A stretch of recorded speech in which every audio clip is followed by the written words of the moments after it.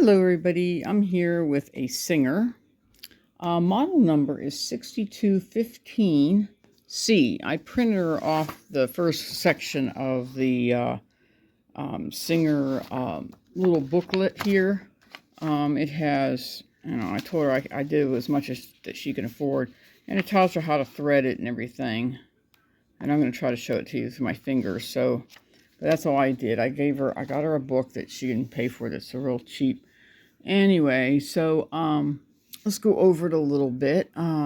Let's go ahead and teach you how to thread it. You want to make sure, since it's an old thread, you want to thread it from the back. Come over this one, you click it into this little guy right here. Then you come down and you hook it through this one.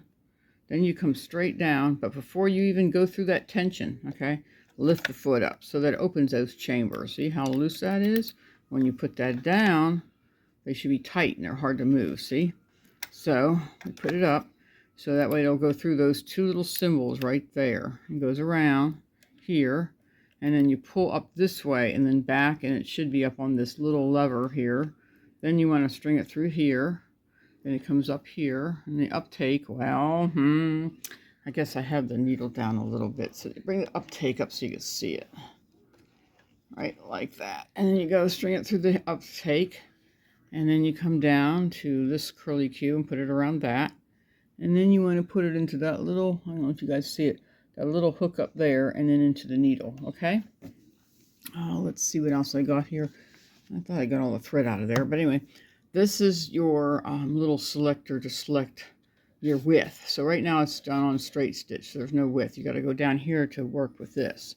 So you can go as big as 5 as basting stitch, as low as like, down here by not 0 because it won't move. So you want to go like about 1 and it'll still move. This is your reverse. This little red the red dot right there, okay, are the ones that run these ones. See the little red? That's what those ones are for. This is your selector to select what you want to do. Right now, it's set up for straight stitch. Okay, I don't have it anywhere else. I have it right here. This thing is because I can't find one like this. I need to find more like this. I have them somewhere, but my son, he ended up going home, and I forgot to ask him where these were at because he's the one that has them. So I'll probably give those to her later when I can find them because I need another one over here. This here is your plus and minus. Minus and then plus. Plus meaning making it bigger, minus meaning making it smaller, okay? This is your needle selector. I usually like it in the middle when I do things. Now, if you're going to do buttonholes and stuff, you want to start it here and then go back to this way to do the buttonhole. And the way that buttonhole thing works, it just stays there. And you just move this width, and then it will do that buttonhole that's down here. Then you do like, 1 and 2 and 3, and going around the buttonhole. Let's see what else. This is your tension. Now, every time you want to move your tension, the foot has to be down to move that tension, okay? So, let's see. Since we're using a heavier material, you probably want to go to like between a 4 and a 5, since this is a knit stabilizer, okay? And that foot has to be down. The needle has to be in the highest position for the tension to be moved, okay? So, don't forget. Let's see, to make a bobbin, okay, I got a bobbin in here already. Gave her a whole bunch of bobbins. This here will be, goes this way. Then you want to circle around this guy. Come back this way. Thread it through that bobbin and then pop it here. And then you click it over. And then you come over here and you disengage the sewing machine by pushing this down, okay? Then you come up here after it's filled. And you bring it back and you take the bobbin off, and then you want to put it down here. It's a drop in. You drop it in. Remember how you hold it like this and the thread's coming this way, okay? Then when you drop it in, the thread is going to go around this way, okay? And then you want to, let's see if we can get this to go up here so we can show you. Using a pen for a pointer today since I can't seem to find my pointer. Anyway, there is a little, I don't know if you guys see it, little slot there. That's where that thread goes through. And then it pulls back this way, and then it comes out this way. See that other little slot? It comes out there, okay? Then you want to leave it hanging somewhere out here, and then you close this to a crack.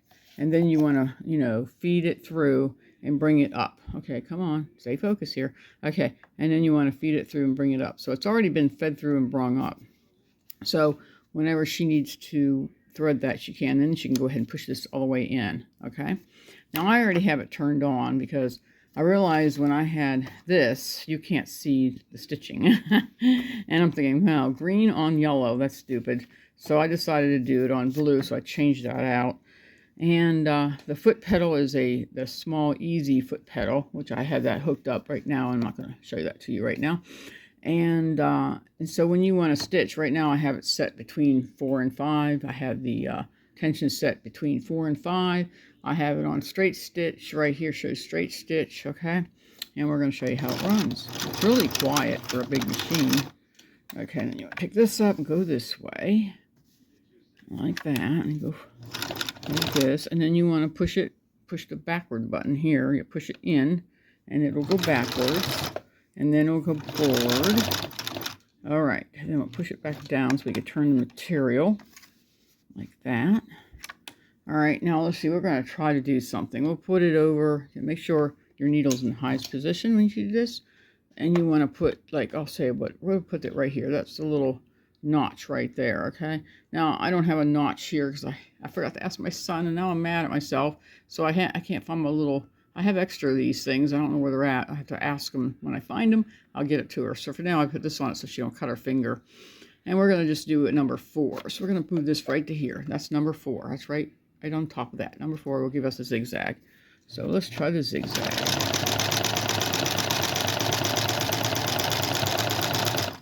There we go. And you can even reverse and zigzag. And go forward. All right, let's pull this around. There's the zigzag. Pull it around this way. There's the zigzag. Oh, where I am at. There's your zigzag. Okay, let's go this way for a second. And we'll do another stitch.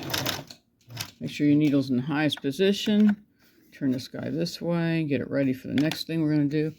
Now, let's see. We're going to do number 6, where it does that drop stitch and then across. So you're going to move this down here like that.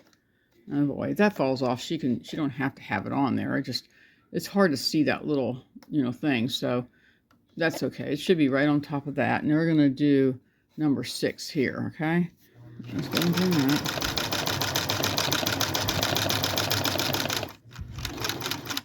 We're going to turn it so you can see it's actually stitching it.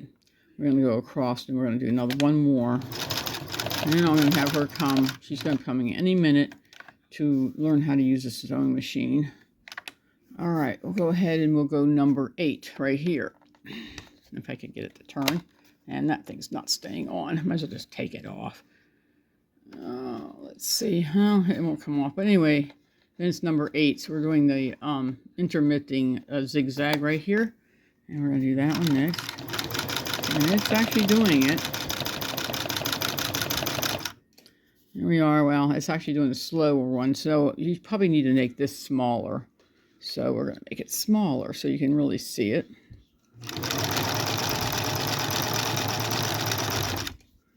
All right, let's show you. So it looks like a wave, or you can make it look like a zigzag. Okay, so this way. All right, and then what else we're going to show you? All right, to get over here to this darning one that's still on here, darning, you want to take this and you're going to turn it. Make sure your needle's in the highest position over here. And you're going to turn this all the way to the dot. There's the dot. Now we should be doing these stitches here. Okay, so we're going to go back down doing those. So here's what that one looks like. And it looks like kind of like a mending one.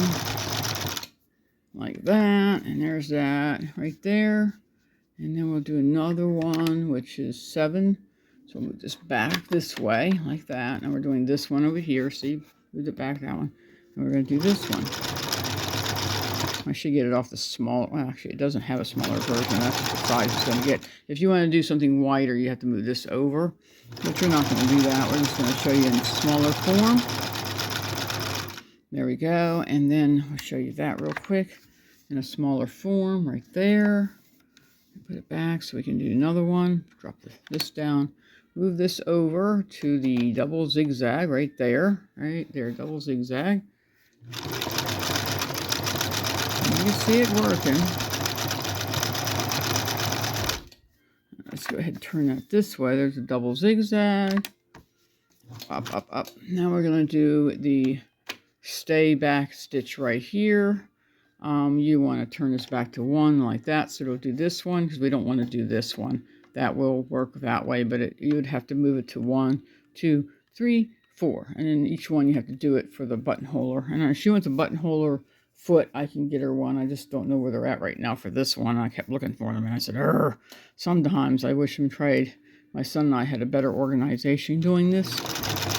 And so this is going to go like this, and it's going back and forth, back and forth. And we're going to take it down, and then we're going to switch it back. So that's going to do the back and forth. So when she's done, she wants to go back to this. She just needs to turn this like that. Right there. Make it 3, because that's where most people leave it at the sewing point. And then we just stitch it, and it's going back to being normal. It's pretty easy. My son said this is the kind she needs. If she's not used to the kind that goes underneath, is it just to drop in is so much easier. He loves it. So let's go ahead and move that up and do about between 3 and 4, so you can actually see the stitching. It's hard to do when you try to do the smaller stitching on here because this is that knit stabilizer and it doesn't show them up very well. I should have used cotton, but I ran out of cotton. I don't know what I did with it. So anyway, or it's somewhere. Anyway, so that's her stitching right there. All the things it can do. And then flip it over and you can see it all working here. And you can see where the extra thread was at, where I didn't cut that one off when I started it. Bad girl. See when I did that, but as I moved it around. Remember, when you move it around with the needle not down, it does that. So if you're going to move it around like this, make sure your needle's down so it doesn't have that extra stuff it does. So when you turn it, and then like here, down, down, down, down, like this, and you turn it. See where I turned it at? It doesn't do it there. See, it doesn't do it right there because I turned it with the needle down. Now, if you do it with the needle up and you move it, you get this. Okay, so don't let yourself do that. Okay. Try not to let yourself do that. We'll say it that way. And then I'll get this back over here. And so always put your needle down when you get ready to turn. If you decide you're not going to do that, then you're going to have this extra thread because you moved it around so much you loosened it up. Okay? That's mostly it. So I think that she'll get something out of this video. I hope. I'm going to send it to public. This part here comes off. Just list these 2 little things, slide them off.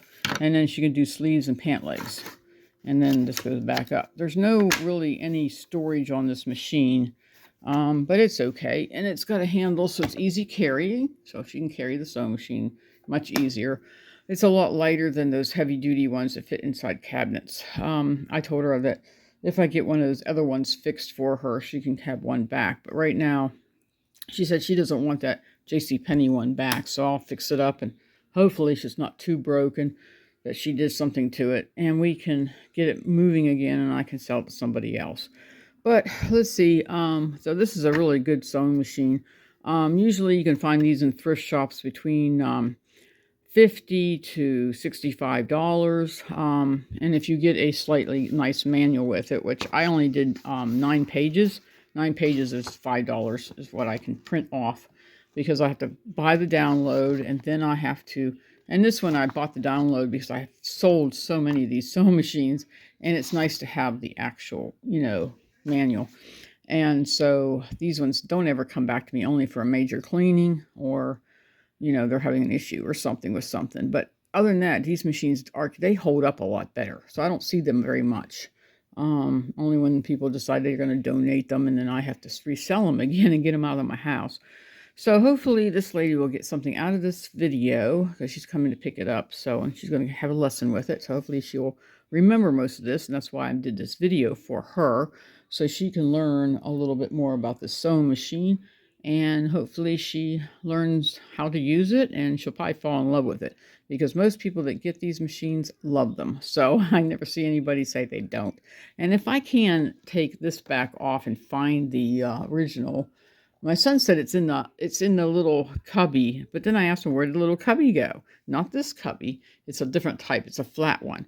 And he goes, I don't know. I don't remember what I did with it. Oh, so there's where I had problems. See, we can't just move things around and wonder where they went. So I have to locate. Because I know I have like more of these, and I could just slide them on, but I can't find them. Anyway, have a blessed day. If you have a sewing machine like this, I'd love to hear from you. And I would like the video, and let me know where you got yours. Okay? Bye-bye.